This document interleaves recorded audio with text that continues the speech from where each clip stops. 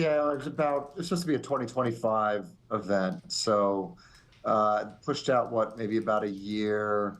This program's had some challenges getting to the finish line. So, look, it's not good. It's not a huge moneymaker for the company. In fact, it's not a moneymaker for the company right now. And so for the financials, not that important. For the customers who are waiting for airplanes, more disappointment. You always run the risk that they're going to go away. Biggest airplane in the sky now that the 747, A38 are gone.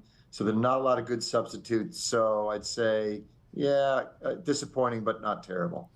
Talk to us about the labor picture here, because I mean the headline that's catching everyone's attention, in addition to the financial details that we got and those delays, is that Boeing to cut its total workforce by roughly 10%. And interestingly, those reductions include executives, managers, employees. We know that Boeing is locked in that strike right now, that stalemate with its union. That has been going on for a month, that they haven't been able to do manufacturing over on the West Coast. I mean, how does that factor into that month-long strike?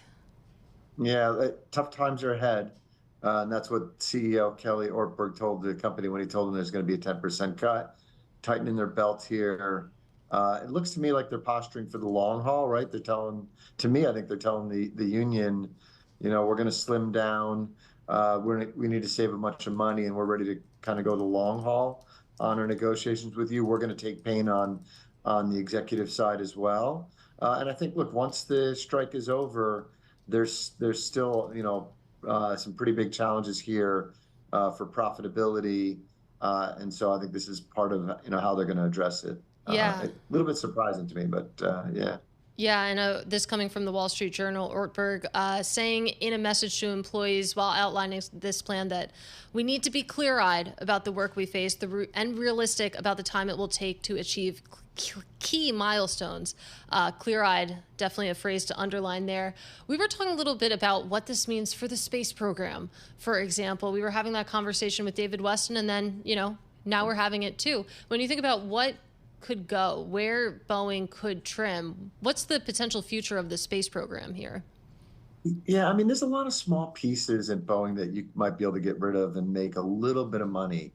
But, I've heard a lot of people sort of talk about GE and their turnaround and how they hived off a bunch of businesses to raise cash. I just don't see that potential here. We even saw that at Rolls-Royce where they hived off a bunch of businesses. Mm-hmm. I think there's small stuff they could make cash with. I honestly don't think space is something they could make much in selling. I think Musk's SpaceX is really kind of taking it to the government launchers, I should say. You don't think United SpaceX will buy the Boeing space program? I don't think so, actually. No.